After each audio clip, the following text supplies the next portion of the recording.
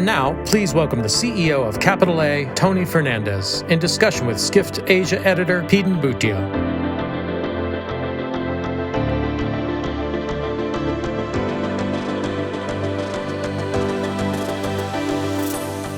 Hi, Tony. Can you hear me? I can. Sorry about the my office wasn't quite clear on the time. I was on a plane. So this is proof that Tony could not be here because he's still traveling. So this is the proof. Tony, I'm just going to start asking questions. I hope you can hear me very clearly. I can't see you very well, but yes. Are you saying I'm too dark? Yes. So, Tony, of course, what is the status of the AirAsia X and AirAsia merger? Why weren't these two airlines unified from the very beginning? Yeah, so when I started AirAsia, it was a traditionally low-cost airline, up to 4 hours. Most of the American and European airlines, that kind of time limit worked. In that you can go from one end of America to the other in 4 hours, and you can do the same for Europe. But really in Asia, to cover all of Asia, you needed at least 8 hours to really cover the whole of Asia. And so at the point when I started AirAsia X, there was no narrow body that could do 7 or 8 hours. In fact, at that point, only the 320 could only do 4 hours. So I thought long and hard, do I have a mixed fleet or do I start a separate airline? And I really didn't want to have a mixed fleet. I wanted to keep AirAsia as a pure narrow body, quick turnaround aircraft. It was a proven model, and AirAsia X was a little bit speculative. Things have changed a lot. And so now Airbus have made us the A321 LR and the A321 XLR. And so the need for a wide body aircraft is a lot less. So coupled with the fact that we were restructuring COVID, it made sense to put all the airlines into one company, AirAsia X and AirAsia, and to then merge AirAsia X and AirAsia, entire AirAsia X, entire AirAsia into one brand. Okay, Tony, and what is the demand situation across Asia right now? Has it fully recovered from the COVID downturn? Yeah, well, we're still, we didn't have a big benefactor. We had to put 250 planes back into operation. And, that's been a very painful process along with the supply chain. So we're still about 20 planes short of getting all our aircraft back. But we've got about 230 aircraft flying. But demand is very, very strong. Exactly. It's been a bit of a shame. We've missed some of that demand. But during COVID, we lost $10 billion of revenue. It's amazing that you're still interested in speaking to us, that we're not bust. So we kind of did well to survive. And I think we're going to come out of this stronger. Yeah, I think it's fairly evident. Tony, you said that do you think that AirAsia faces a aircraft shortage right now? If you had your way, would you be flying more planes than what you are flying currently? Yes, without doubt. Maybe we would like another 10% more aircraft. But I think, that's not a major problem for me that we don't have all the aircraft. Tony, so, that you have, if I'm talking about you in person, you have an unfiltered transparency when it comes to social media. When I see your LinkedIn posts, I clearly know that your PR team has not read it before you. So do you think that kind of strengthens Capital A's brand? And also, what is it that you want people to know about your leadership skills through these? Well, that'll take a long time to answer all of that. But look, I like to be transparent. I like to be real. Some people can appreciate it. A few people sometimes take it the wrong way. This is a tough business, the airline business and the travel business. And so, I like to have humor. I like to make fun because it keeps us all sane. Some people can't handle that.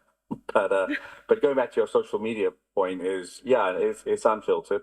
No one's going to tell me what to say. And I like to be transparent. I like to be transparent to our customers. I like to be transparent to our partners. And I find social media is a very good way of communicating. Look, probably we talk about the positives, but I had one of the worst times of my life when we lost an aircraft in Indonesia. Yes. I came from the music business, and suddenly I'm confronted with people losing their lives on our aircraft. Now, our lawyers said, "Oh, you don't need to go there, Tony." And I said, "Are you crazy? I'm the leader of this brand. I can't just be there for good things, and I had to be there for all our staff." And so I flew out to Indonesia, and I met every single relative, and I gave my mobile phone number to everybody, and I kept the world informed at that point through Twitter of what was going on, and it became a kind of example on how to handle disaster. So during COVID was the same. People wanted to hang me for not paying refunds back, dismember me, etc. Clearly, you're in one piece, though. I am a smaller piece as well because I'm losing weight, and unlike the guy driving me right now who's put into his car seat, my head of high operations. So we on refunds, what could we do? We had no money. You suddenly flying 250 planes and you've got no revenue. We lost $10 billion of revenue. And I couldn't, I didn't have a big benefactor or a government who was writing a big check for us. So I kept telling people, hang in there, in that we will refund you when we survive. And it's better we survive, so at least we can refund you, than we go bankrupt and you've lost your ability to take your flight or get a refund. And we refunded $1 billion to our customers, which is, incredible, actually, when you think we don't have a sovereign fund or a big government behind us. Singapore Airlines got 8 to 10 billion Singapore dollars during COVID, similar for most government-owned airlines. So we kept transparent. I kept transparent with my staff. The second most difficult thing I had to do was let go of 2,600 people who did nothing wrong. We have an incredible culture at AirAsia. We call our staff All Stars. All Stars. We have 23,000 staff. We don't have a single day that there was any form of strike or interrupted operations. We have no unions in AirAsia. Airlines next to us have 40-odd unions. And so we've had an incredible culture. So it's very difficult to let these people go. But I promised each and every one that I will fight hard and we will come back stronger. And there'd be one Instagram where I'm dancing around with cabin crew, because that was the last piece, the last 200 staff that we promised we'd get back. And the amazing thing is all 2,600 people came back from other airlines or from other jobs. And so it was a great day for me. But I only know how to be transparent, and I still believe it's the right way. I don't believe in trying to manufacture. If you look at AirAsia, I always insist that when we have a problem or even a good thing, that there's a spokesman. It doesn't say a spokesman said. There will always be someone. Yes. And that's the only way I know. But, our brand has been resilient through many, many crises. And I honestly believe being transparent, being honest. Look, we've screwed up many times. No one's perfect. But as long as you explain and you try, you're not going to please everyone. But the majority of humans are reasonable when you give them the right reasons. Yeah, you talk about resilience, Tony. Of course, you have not been very critical of governments and regulatory bodies. But if there was one tax or a fee or a regulation that you could wave your magic wand and eliminate, which one would that be? Well, number one, I'd like to eliminate all the people that came up with COVID policies. I think they should be put in one room, and I won't say what they should be done in that one room, but boy, we handled it badly. Some countries in the West did a much better job than many in Southeast Asia, and I hope we learn from that. In terms of your question, I didn't answer your question. I feel that the travel industry is taxed unfairly. Let me give you two extreme examples. I think sustainable aviation fuel is stupid. I think it makes absolutely no sense at all because there's not enough cooking oil in the world to fill up the planes. And putting 1% or 2% of cooking oil into your plane is not going to change the global warming. So what do you think about IATA's net zero emissions by 2050? No, I think that's right. I think IATA's net emissions are right, but the way that some of the suggestions are coming out are just stupid. And sometimes you have to look at what Donald Trump is saying, and there's a lot of sense. Sometimes I don't agree with all of it, but we have to take a serious look at the environment. There's no two ways about it. The world is warming, and we have to do something about it. But my view is technology will have to play a part. The engine manufacturers and the plane manufacturers will have to come up with better equipment, which they are. And secondly, we all should be paying, customers and us have to be paying carbon credits and putting those carbon credits into projects that will soak up carbon. You spoke of Donald Trump. With the recent outcome of the US elections, people are worried about the future of globalization and international trade. So is that something that you worry about, that the world is becoming more insular and protectionist? Well, I mean, from my part of the world, I'm probably a net beneficiary because more Chinese and Indians rather fly into Asia than go to Europe and America. So long live Donald Trump. Look, I'm also a pragmatic person, and I think so are most politicians. Taxation will not, indirect taxing Chinese goods or Vietnamese goods or Malaysian goods, it's just not realistic because the American supply chain cannot replace that. You can't, the world is globalized and we live in a globalized world. And whoever he chooses as commerce and trade finance secretary will know. So I'm not overly concerned about that. We live in a globalized world and no one's going to change it. There are some insular things, but politicians will win elections based on a few headlines. But the reality is many of these things never get implemented. So I don't think so, because in the end, you're just going to drive inflation up in America because the American supply chain can't do it. So I'm a pragmatist, and I don't think it will be bad. I hope the world will have less conflict. That's my main concern, and I hope everyone gets together to solve the Ukraine issue, gets together to solve the Palestinian situation, which really needs a permanent solution. It's not fair. And so let's hope there's some positivity there. But, I'm far away from that food chain of decision making. So, I just remain positive, and I'm sure it will get better. Tony, when you spoke about globalization, if you talk about your other businesses in capital A, what is your vision for these businesses? Do you see them as mostly Asian, or do you see them competing globally? No, my playground is ASEAN and Southeast Asia. I think if I could put time back on the airline side, we try to go to India, we try to go to Japan. I think, we weren't ready, or I don't think we could ever be ready. And so I think that we're Southeast Asian. There's 700 million people there.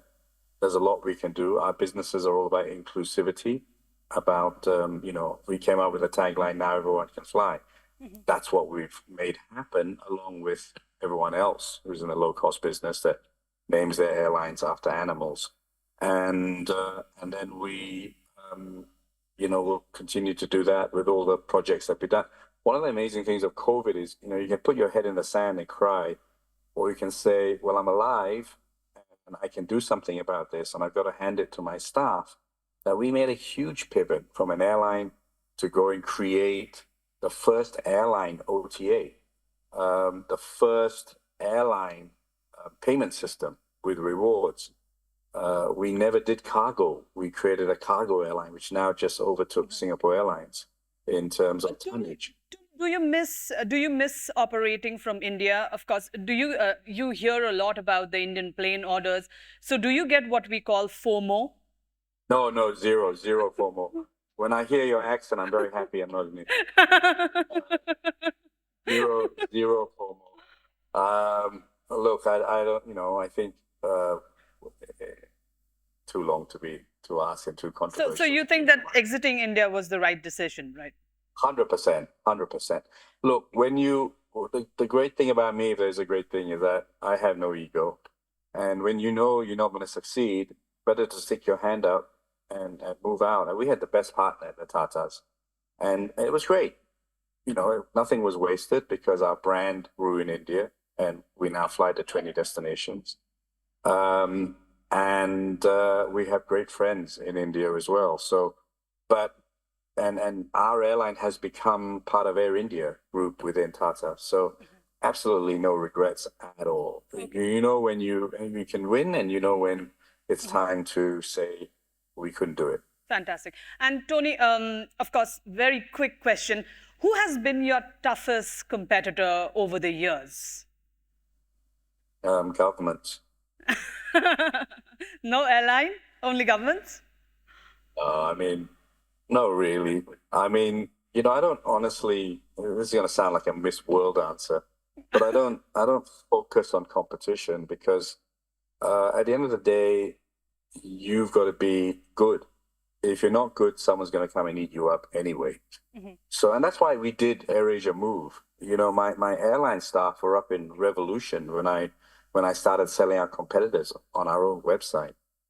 But internet and you guys and all these have made things very transparent. And so I think airline websites are dead if you don't create something different, which is what we've created now with AirAsia Move. So competition to me, number one, is ourselves. Okay. Whether we can execute, whether we market well, etc. But if you ask me, airlines I respect, I think that would make that was my next question. If not competitors, I think the Lion Group is fantastic. Rushdie does an amazing job. You got to hand it to him.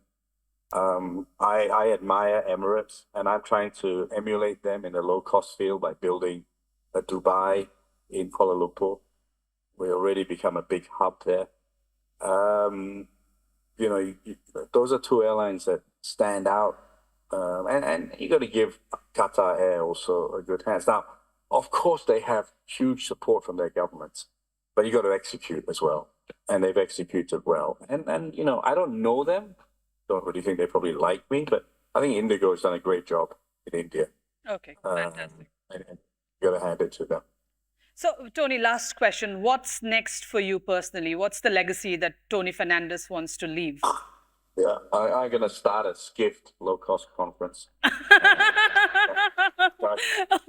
So that's our headline. Charge people much less to come to a conference. For me, I'm excited. I have a lot to do. I've got 5 more years before I retire. I promised 5 more years to my shareholders and my staff. And number one is, I just want to say, too many leaders stay too long. And if I'm a good leader, I know when to go. And the next guy will do a better job. Then I've been a successful leader. If I go and everything collapses, then I've been a lousy leader. Because leaders about doing continuity and making sure the airline grows after you, because no one's going to live forever. So that's number one. Number two is, I'm really excited in the airline business to create the first low-cost hub. to create a Dubai in Kuala Lumpur and Bangkok, so that people can really fly all over the world on a low-cost flight. And I think now with the aircraft Airbus have given us, we really can build something that Emirates have done, which I think they've done very well on a low-cost standard. Then, through COVID, we went and created all these new companies, which was all about survival at the beginning. Our cargo airline is fantastic, and it's all about making logistics for the common man. So if you're a mom and pop store, we will make logistics so easy that you can sell to anywhere in the world. And we want to create an alternative. We think the courier business is really expensive and really complicated. We want to make sure that we can provide, and we're not trying to compete with DHL or FedEx, but we're trying to create a new courier service that will grow the market, just like we did with AirAsia. AirAsia Move is a big challenge. The first airline to go and start an OTA. And, we're using, because we don't like spending money on Google and Facebook, we're going to use a lot of community features to give back and sell to that community with our rewards program. And I'm very excited about that business together with our fintech businesses. So lots to keep me going. Lots of people will be doubting us. And so that's what I love. I love it when people, don't take us seriously, because that gives you time to come underneath them and surprise them. But AirAsia Move has been fantastic. Our conversion rates are, and we've had no money. We've really had no money. And soon we're raising capital, and I'm really excited about Move and BFG, our fintech group, our cargo division, of course, the airline. Okay. Thank you so much, Tony. Of course, everybody loves an underdog story, and we at Skift will be rooting for you. Thank you so much. Thank you. Thanks for providing such great information, and apologies for the timing.